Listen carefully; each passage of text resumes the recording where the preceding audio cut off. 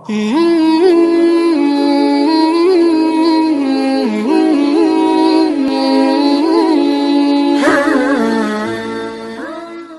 warahmatullahi wabarakatuh.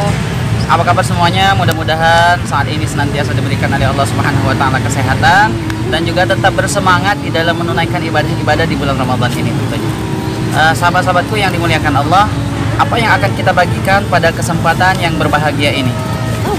Ya, seperti yang telah tertulis di awal video ini, bahwa hari ini kita akan sama-sama belajar, kita akan sama-sama mengkaji mengenai salah satu cabang daripada ilmu fikih, yaitu fikih siasah.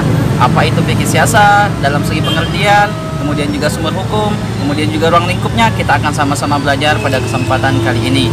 Dan perlu saya sampaikan bahwa teman-teman sekalian bahwa fikih siasah ini, pembahasan saya ini mengambil daripada buku yang dikarang oleh Dr. Muhammad Iqbal MAG. Ya, bisa dilihat di internet dan juga ada bukunya di mana-mana. Teman-temanku yang saya cintai, apa sih itu fikih siasah?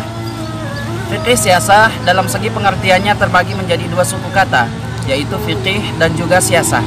Fikih berasal daripada bahasa Arab faqaha yuqfihu fikhun, yang artinya adalah paham atau pemahaman yang mendalam. Al-Imam At-Tirmizi seperti yang dikutip oleh Amir Saifuddin, beliau mengatakan bahwa fikih itu adalah memahami hakikat tentang sesuatu sampai kepada akar-akarnya. Kemudian fikih secara istilah. Fikih secara istilah adalah ilmu atau pengetahuan yang berhubungan dengan hukum-hukum syara yang bersifat amaliyah dan digali daripada dalil-dalil yang rinci. Saya ulangi sekali lagi, fikih secara istilah adalah ilmu atau pengetahuan yang berhubungan dengan hukum-hukum syariat yang bersifat amaliyah dan digali daripada dalil-dalil yang rinci. Oke teman-teman sekalian, kemudian siasah.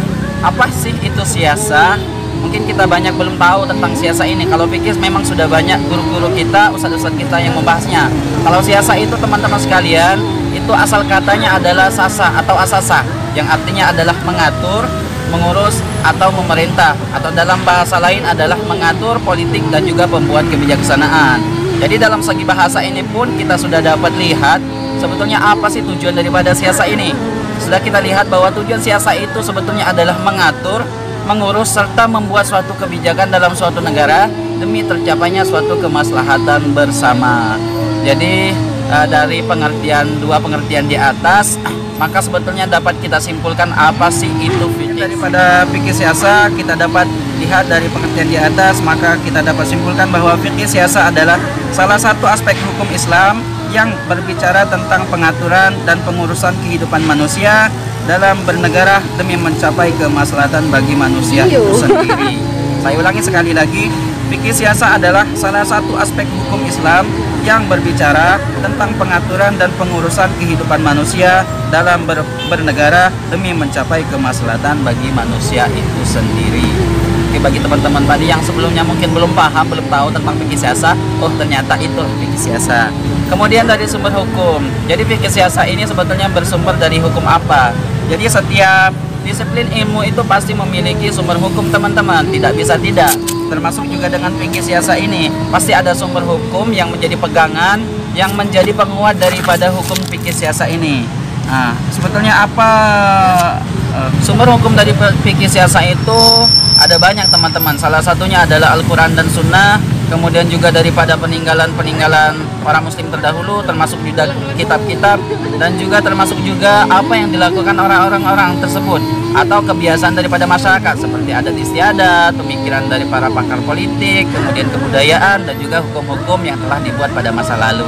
Jadi hukum Jadi sumber hukum daripada fikih siasah itu yang pertama tadi adalah Al-Quran dan Sunnah, kemudian juga kitab-kitab yang tertulis selain Al-Quran dan Sunnah seperti kitab-kitab dan sebagainya. Kemudian juga peninggalan-peninggalan kaum muslimin yang terdahulu.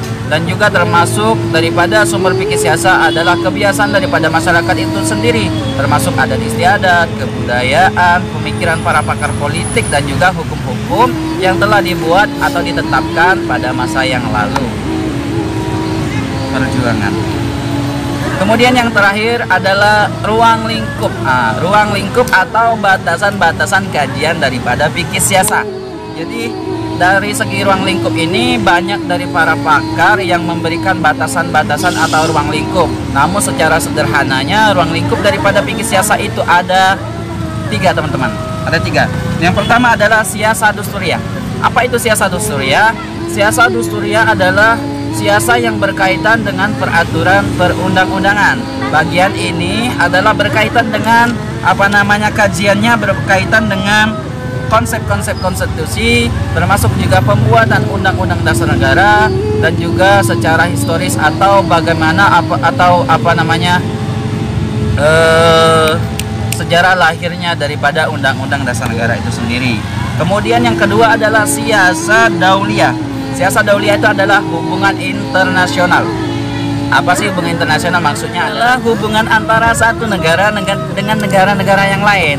Negara kita dengan negara-negara yang lain, yaitu peraturan perhubungannya diatur dalam fikih siasa ini juga. Ini sudah dicontohkan oleh baginda Nabi besar Muhammad SAW terdahulu ketika beliau menjalin hubungan dengan negara-negara yang lain. Kemudian yang ketiga adalah siasa maliyah. Siasa maliyah itu apa sih? Siasa maliyah adalah kebijakan politik keuangan negara. Jadi yang ketiga, teman-teman sekalian, kemudian yang ketiga adalah siasa maliyah. Apa itu siasa maliyah? Siasa maliyah adalah kebijakan politik keuangan negara. Siasa maliyah adalah salah satu bagian terpenting dalam sistem pemerintahan Islam. Dalam perspektif Islam, tidak terlepas daripada Al-Quran, sunnah, praktis yang dikembangkan oleh para sahabat. Jadi, hukum-hukum di dalam Islam itu mungkin dia bersifat kenegaraan, namun tetap secara Islami yang telah dicontohkan oleh baginda Nabi besar Muhammad dan juga diterapkan dari para sahabat dan juga tabi'in dan orang-orang soleh terdahulu.